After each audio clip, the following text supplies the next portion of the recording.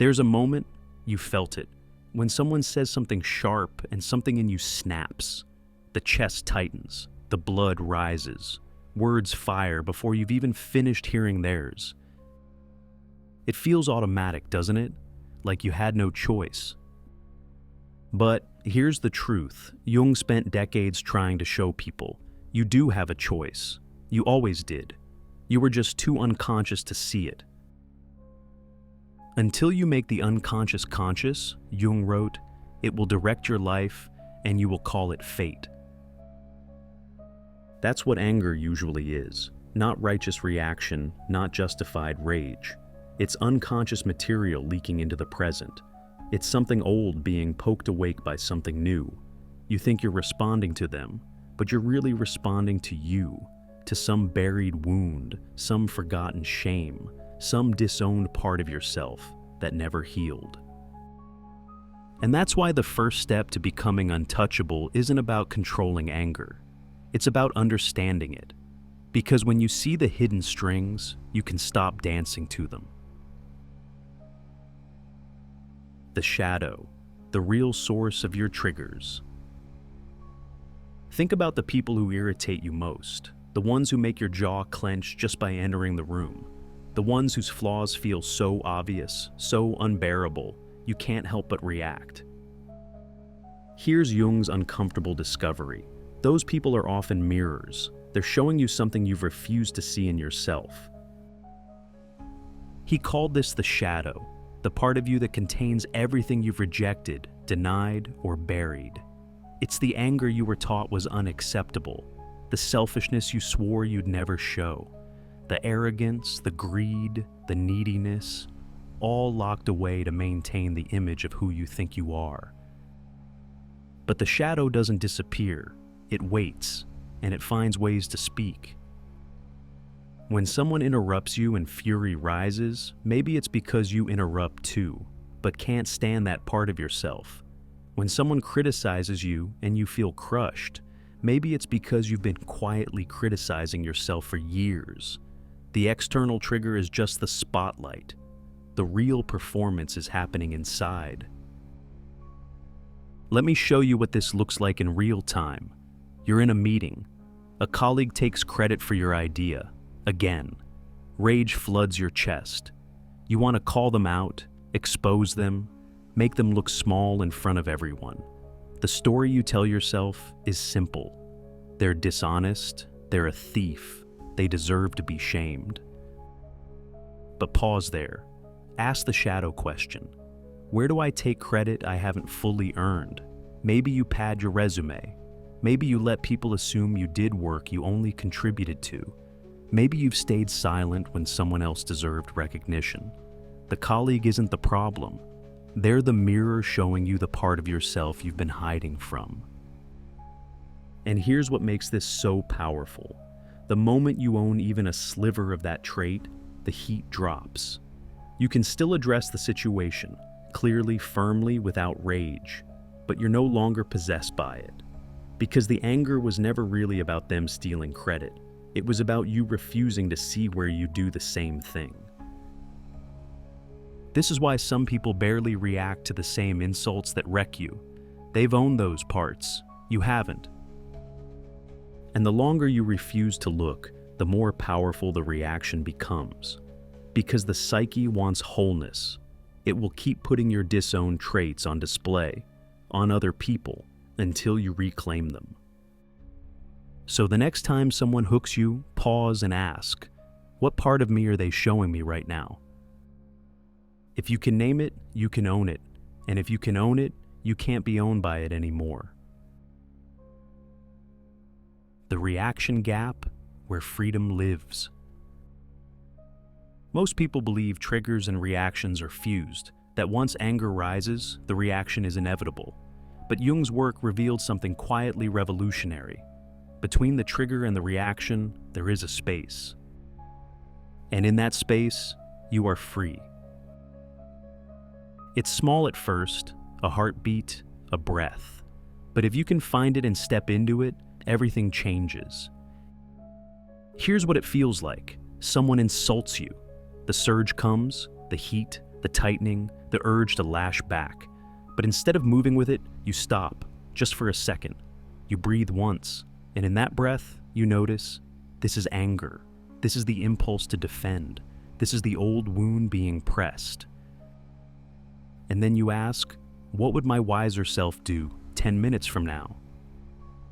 That question stretches the space. Suddenly, you're no longer reacting from the wound.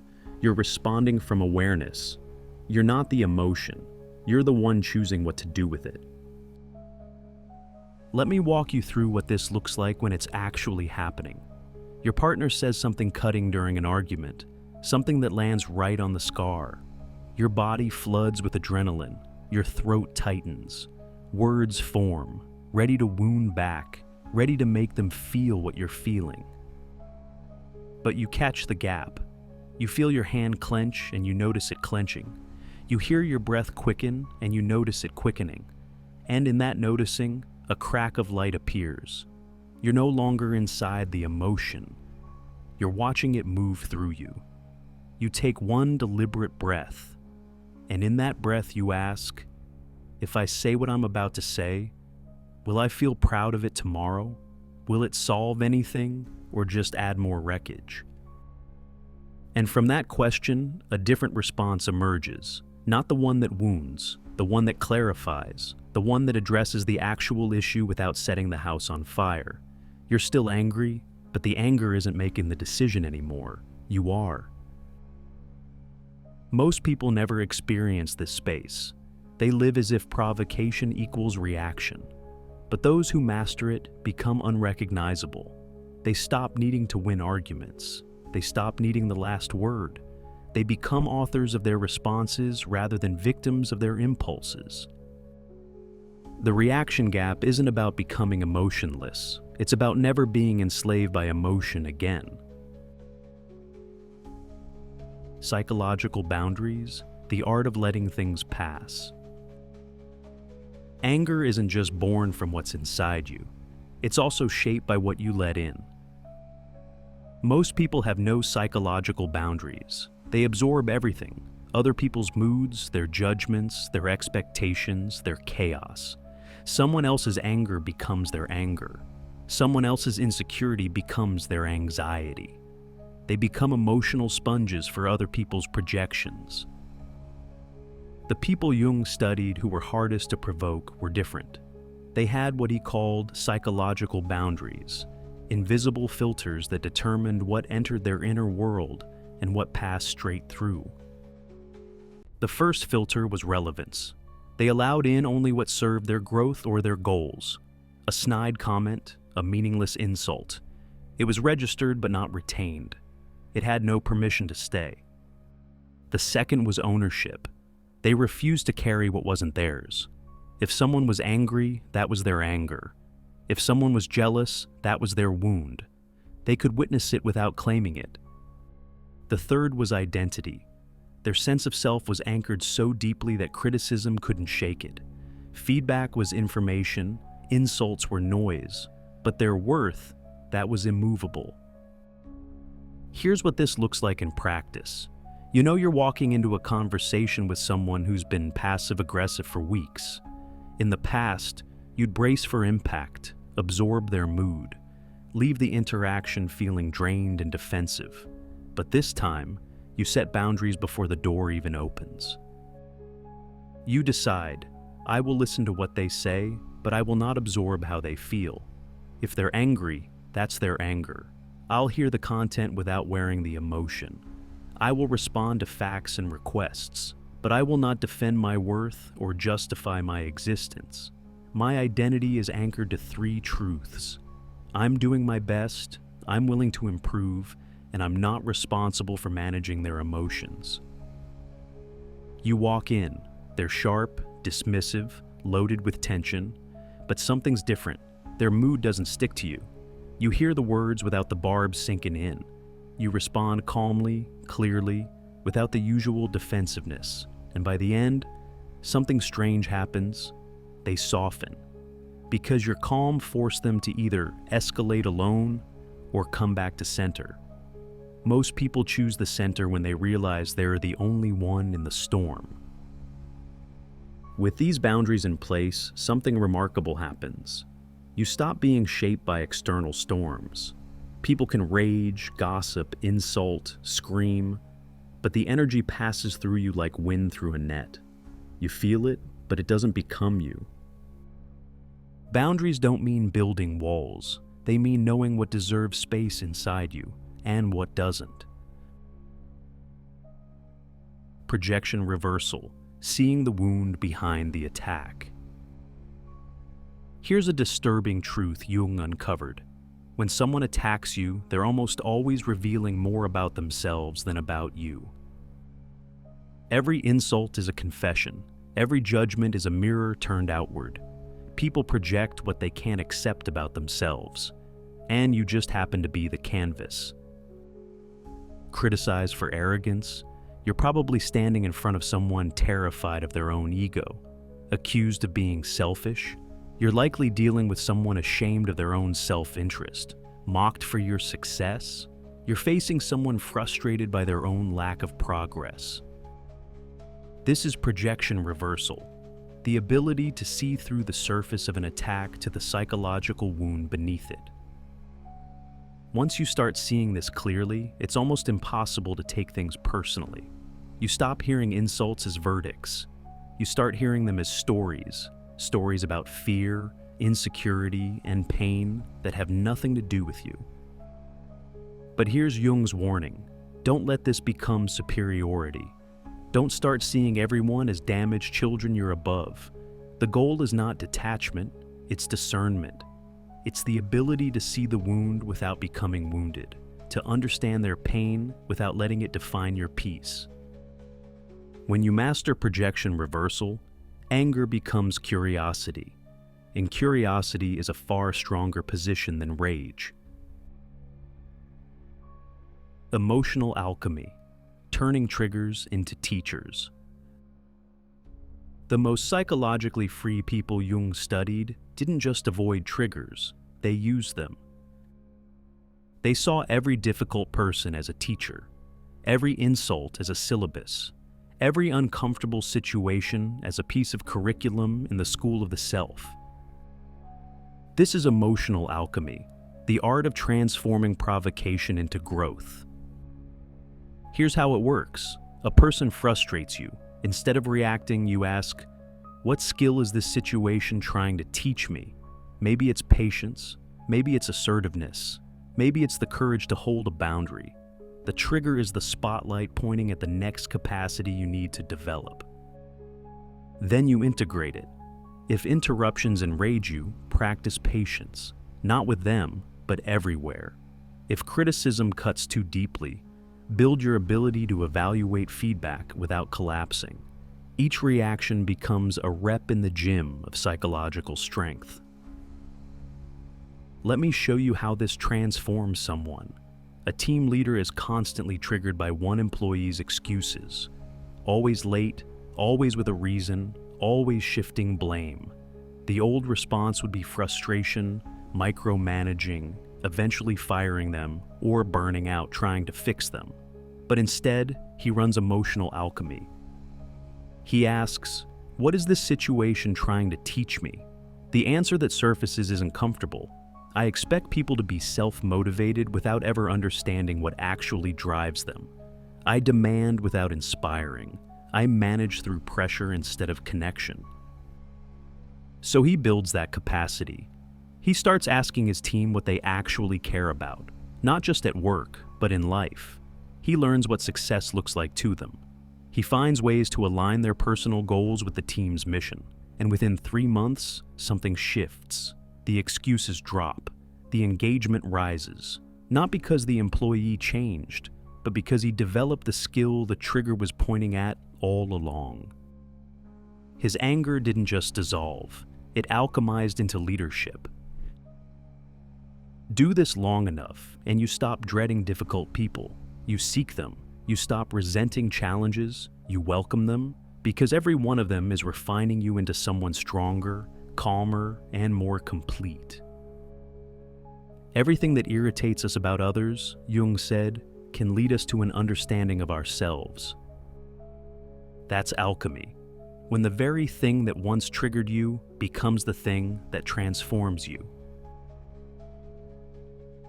The 90-second reset, the path to untouchability. Here's the truth. You don't need a decade of therapy to begin this work. You don't even need a year. All you need is 90 seconds. 90 seconds of deliberate consciousness in the heat of the moment. The next time someone tries to provoke you, let the sequence unfold like this. First, name what's happening inside you. Say it, even if it's just in your head. I feel anger. I feel small. I feel dismissed. When you give the emotion a name, you stop being swept away by it. It becomes something you have, not something you are. You've created the first sliver of distance between you and the reaction. Then take one slow breath. Not because breathing magically erases anger, but because that breath opens the gap, the space where choice lives. Feel the air enter, feel it leave. In that pause, you've bought yourself the time to think instead of react. Now, turn toward the shadow. Ask yourself, what part of me is being reflected back in this moment? It's a difficult question, but it's the one that begins to dissolve the hook. Maybe their arrogance is mirroring your own hidden superiority. Maybe their laziness is reflecting your own avoidance patterns. Name it honestly. Once you've seen that, find the reaction gap and step into it. Ask, what would my wiser self do 10 minutes from now? That question lifts you above reflex and brings you into authorship. You're no longer the emotion. You're the one deciding what to do with it. Next, check your boundaries. Ask, is this emotion actually mine? Or am I carrying something that belongs to them? If it isn't yours, you don't need to hold it. Let it pass through like weather you're watching, not weather you're standing in. Then, look beneath the surface of the attack. What wound might they be revealing through this behavior? That insight strips the insult of its power. You're no longer taking it personally because you can see it was never really about you. Finally, extract the lesson. What is this moment trying to teach me? What capacity is it asking me to build? That is the act of turning pain into fuel. That's the moment anger becomes alchemy. Do this 5 times, just 5, and you'll see something extraordinary happen. The people who once hijacked your mood will lose their grip. Their insults will echo without landing. Their attempts to control you will collapse into silence because they're shouting into a storm that no longer answers. The calm that cannot be shaken. You will still feel the surge.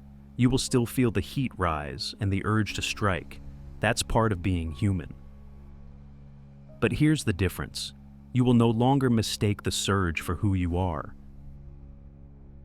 You will watch it rise and fall like a wave you no longer need to ride.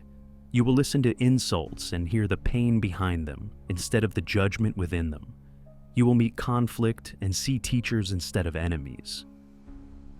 You will stop being a character in other people's stories. You will become the author of your own.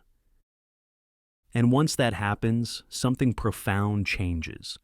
The world can still shout. It can still accuse, provoke, betray, and rage. But none of it can touch the stillness at your core. Who looks outside, dreams. Who looks inside, awakes. The choice is yours now. You can keep living as a puppet pulled by invisible strings, provoked, reactive, and exhausted. Or you can cut the strings and stand in the quiet power that nothing can shake. The next insult, the next judgment, the next provocation. See it for what it is, an invitation to mastery. And when you accept that invitation, you'll discover something extraordinary. It was never about building armor. It was about building freedom. So here's your challenge. This week, choose one situation or one person that always gets under your skin. And when the heat rises, run the 90-second reset. Name it, breathe, ask the shadow question. Step into the gap, check the boundary, extract the lesson.